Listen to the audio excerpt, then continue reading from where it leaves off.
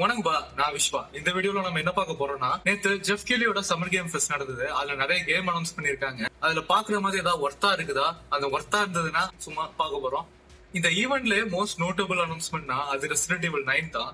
Resident evil 7 தெரியும். அதுல 7ஓட அந்த சிம்பிள, அதாவது VIIங்கிற அந்த ரோமன் நியூமரல ஈவில்ங்கிற அந்த இதுல வந்து சூப்பரா பண்ணிருப்பாங்க. அதே மாதிரி ரெசிடென்ட் ஈவில் 8ல வந்து வில்லேஜ்ங்கிற அந்த இதுல VILL இருக்கும். அதுல 8ங்கிற மாதிரி பண்ணிருப்பாங்க. இந்த வாட்டி 9 எப்படி இது பண்ண முடியாதுன்னு நினைச்சேன் நானு. IXன்னு எப்படி வைப்பாங்க அந்த மாதிரி நினைச்சேன். ஆனா இந்த வாட்டி சூப்பரா ஒரு விஷயம் பண்ணிருக்காங்க. நீங்க பார்த்தா தெரியும்.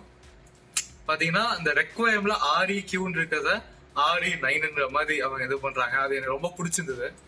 ரெசிடென்ட் ஈவில் 9 பொறுத்த வரைக்கும் கேம் பிளே ஒன்னும் பெருசா காமிக்கல.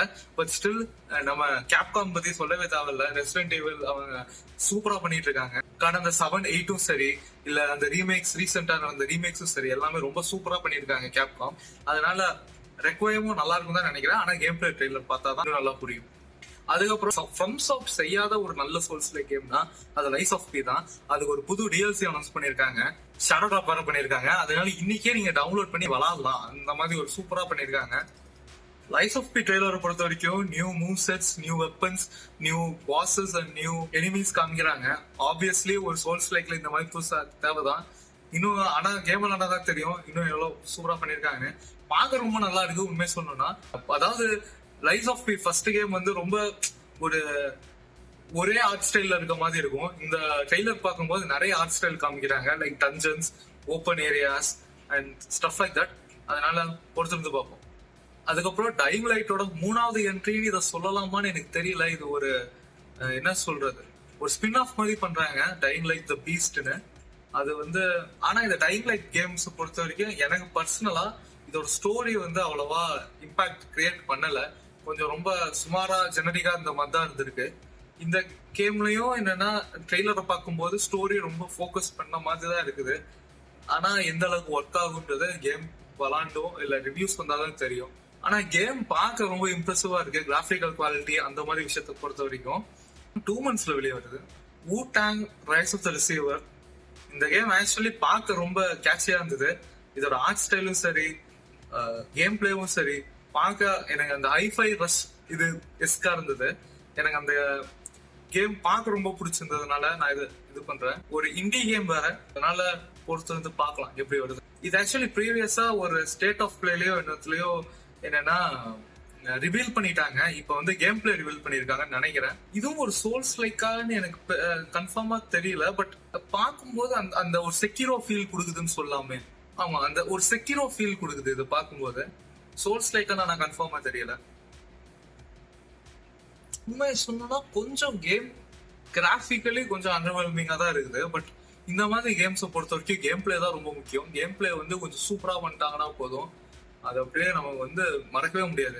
பெஸ்ட் எக்ஸாம்பிள் வந்து எல்டன் ரிங் தான். எல்டன் ரிங் ஆர்ட் டிசைன் படி ரொம்ப வேற லெவல் கேம்னு சொல்லுவேன். ஆனா கிராபிக்கலி கொஞ்சம் என்னன்னா மற்ற கேம் கம்பேர் பண்ணும்போது கம்மி தான். ஆனா அதோட இம்பாக்ட் வந்து அந்த ஆர்ட் டிசைன்லயும் கேம் பிளேலயும் அந்த வேர்ல்ட் டிசைன் மெயினா எல்டன் ரிங் மாதிரி ஒரு வேர்ல்ட் டிசைன் அடிச்சுக்கவே முடியாது. அந்த மாதிரி ஒரு வேர்ல்ட் டிசைன் இருக்கும். பார்க்கலாம் இந்த கேம் எப்படி வருதுன்னு. கோட் வெயின் இதுவும் ஒரு சோல்ஸ் லைக் தான். இது அதுவும் பேண்டாய் நாம்கோவே ஆக்சுவலி பப்ளிஷ் பண்றாங்க. இந்த கேம் வந்து ஒரு ரொம்ப ஒரு கல்ட் கிளாசிக்னு சொல்லலாம். நிறைய பேருக்கு ஒரு பிடிச்ச கேம். இது ஒரு செகண்ட் பார்ட் வருது. ரொம்ப ஒரு யூனிக்கான ஒரு ஃபைட்டிங் ஸ்டைல் இருக்குது. இதுக்கு ஒரு ரொம்ப யூனிக்கான ஒரு செட்டிங்கும் ஒரு கேம் பிளேவும் ஆர்ட் ஸ்டைலுமே என்னன்னா மற்ற சோல்ஸ் லைக் கம்பேர் பண்ணும்போது இது கொஞ்சம் ஒரு ஆனிமேக் ஆர்ட் ஸ்டைல் இருக்குது. என்னடா இது ரத்தம் பத்தா கிரே கலர்ல இருக்கும். நிறைய இன்ட்ரெஸ்டிங்கான பாசஸ் இருக்காங்க. ஸோ ஏன் இந்த கேம் நல்லா இருக்கும்னு நினைக்கிறேன். இன்னொன்று எனக்கு பர்சனலா ரொம்ப ஒரு பிடிச்ச கேம், நான் பர்சனலா ஃபாலோ பண்ணிட்டு இருக்க ஒரு கேம். அது வந்து மவுஸ் PI ஃபார் பார்க்க வந்து அந்த கப்பெட் மாதிரி ஒரு கிராபிக்கல் ஸ்டைல்ல இருக்குது. ஆனா இது ஒரு 3D shooter, first person shooter. அதுவும் பிளாக் அண்ட் ஒயிட்ல வேற செய்யறாங்க. சூப்பர் யூனிக்கா இருக்குது. இதோட கேம்பெயின் எவ்வளவு பெருசு இருக்குன்னு தெரியல. ஆனா பார்க்க செம்ம சூப்பரா இருக்குன்னு சொல்லுவேன். ட்ராய் பேக்கர் எத்தனை தடவை நடிப்பாங்க. ட்ராய் பேக்கர் தானே இது இண்டியானா ஜோன்ஸுக்கும் வாய்ஸ் கொடுத்ததுன்னு நினைக்கிறேன். Indiana Jones great circle. Troy Baker ரொம்ப என்ஜாய் பண்ணல அட்டாமிக் ஹார்ட். ஆனா அட்டாமிக் ஹார்ட் 1 என்ஜாய் பண்ணவங்க நிறைய பேர் இருக்காங்க. அதுக்கு அவங்களுக்கு இது ரொம்ப பிடிக்கலாம், இல்ல எனக்கு கூட இந்த கேம் பிடிக்கலாம். அதனால எனக்கு அட்டாமிக் ஹார்ட் மேல இருந்த ஒரு அபிப்பிராயமே மாறலாம். ஆனா நம்ம ஒரு விஷயம் வந்து என்னால மறக்கவே முடியாது, அட்டாமிக் ஹார்ட்டோட ஆர்ட் டிசைன் ரொம்ப யூனிக்கா, ரொம்ப என்ன சொல்றது, அவுட் ஆஃப் த வேர்ல்டா இருக்கும்னு வச்சுக்கோங்களேன். இது நார்மலா இருக்காது, ஒரு கிரிப்டிக்கா, ஒரு அழகா இருக்கும். ஆனா அதுலயும் அது எல்லாமே அழிஞ்ச ஒரு விஷயமா இருக்கும். அப்பாக்கலிப்டிக்க அழகா காமிப்பாங்க. அது ரொம்ப எனக்கு பிடிச்சதா விஷயமா இருந்தது அட்டாமிக் ஹார்ட் 1ல. ஆனா கேம் எனக்கு அவ்வளவா பிடிக்கல. அட்டாமிக் ஹார்ட் 2 பார்க்கலாம். அதுல எனக்கு இருந்த குறைகள் எல்லாம் அவங்க சரி பண்ணாங்கன்னா பிடிக்கும் தான் நினைக்கிறேன். ஆனா இந்த கேம் பார்க்க ரொம்ப நல்லா இருக்குது. இந்த கிராபிக்ஸ் எல்லாமே உண்மையா சொல்லணும்னா முதல் கேம்லயே கிராபிக்ஸ் எல்லாம் ரொம்ப சூப்பரா தான் பண்ணியிருந்தாங்க. ஆல்சோ தேர்ட் பர்சன் இருக்கா எனக்கு தெரியல, ஏன்னா தேர்ட் பர்சன் லைட்டா காமிச்ச மாதிரி இருந்தது. ஆனா ஃபர்ஸ்ட் பர்சன்ல தான் மித்த கேம் பிளே எல்லாம் காமிக்கிறாங்க. ஆக்யூலஸ், அதாவது மெட்டா குவெஸ்ட், அவங்க தான் இப்ப வந்து நிறைய விஆர் கேம்ஸ் மெயினா விட்டுட்டு இருக்காங்க. போன வருஷமே 2 பெஸ்ட் விஆர் கேம்ஸ் அவங்க தான் விட்டாங்க. ஒன்னு வந்து பேட்மேன் ஆர்கம் விஆர், இன்னொரு ஆர்பிஜி விட்டாங்க.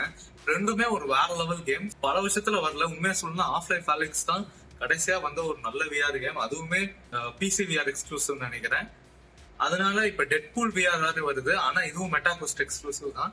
சோ பாக்கலாம். பிசி விஆர் கிடையாது. கிரிப்டிஃபுல், ஓ மை காட், இது வேற லெவலா இருக்குதுங்க பாக்கவே.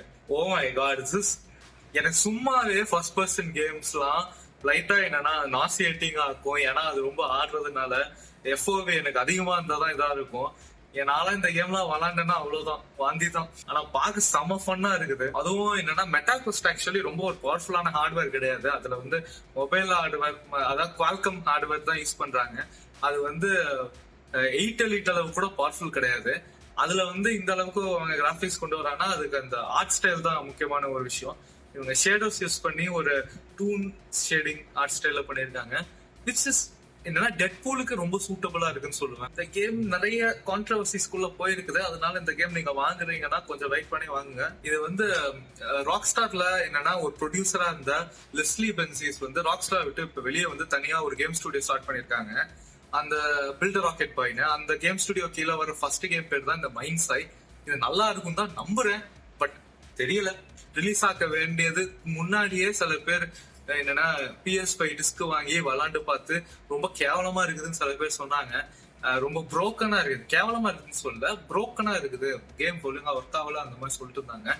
அதுக்கெல்லாம் என்னன்னா பில்டர் ராக்கெட் பாய் என்ன சொல்றாங்கன்னா நம்ம டே 1 பேட்ச் வரும் அப்படின்னாங்க. ஆனா இவங்க என்னன்னா இன்னைக்கு கொஞ்ச நாள்ல கேம் ரிலீஸ் ஆக போகுது, இன்னைக்கு கூட இவங்க வந்து சினிமேட்டிக் ட்ரெய்லர் விட்டுட்டு இருக்காங்க. அதுதான் எனக்கு கொஞ்சம் ஆடா இருக்குது. ஏன்னா இது கண்டிப்பா கேம் பிளே கிடையாது. ஆனா ஒரு விஷயம் நான் வந்து லீக்டு கேம் பிளேல இருந்து நான் பார்த்தது வேணா சொல்லுவேன், ரைட்டிங்கும் வாய்ஸ் ஆக்டிங்கும் ரொம்ப சூப்பரா இருந்தது. ஒரு அந்த யூபிசாஃப்ட் கேம் மாதிரி ரொம்ப ஒரு பிளெயினாவோ ரொம்ப ஒரு மட்டமாவும் எனக்கு தெரியல, ரொம்ப நல்லா இருந்த மாதிரி இருந்தது. ஆனா ப்ரீஆர்டர் பண்ணாதீங்க, இங்க சொல்ற மாதிரி ப்ரீஆர்டர் பண்ணாம இந்த கேம் ரிவ்யூலாம் வந்ததுக்கு அப்புறம் எனக்கு தெரிஞ்சு ஒரு 6-7 அந்த மாதிரி ஒரு மிட்டான ரிவ்யூஸ் தான் வரும். அதனால கொஞ்சம் வெயிட் பண்ணி பார்த்து டிஸ்கவுண்ட் வந்தப்ப மேபி ட்ரை பண்ணுங்க. இப்ப சம்மர் கேம்ஸ் ஃபெஸ்ட் முடிஞ்சிருக்குது. நாளைக்கு வந்து எக்ஸ்பாக்ஸோட ஷோகேஸ் இருக்கு. அங்க பெத்தஸ்டா சில கேம் ஷோகேஸ் பண்ணுவாங்க. கால் ஆஃப் டியூட்டி, அடுத்த கால் ஆஃப் டியூட்டி கண்டிப்பா காமிப்பாங்க.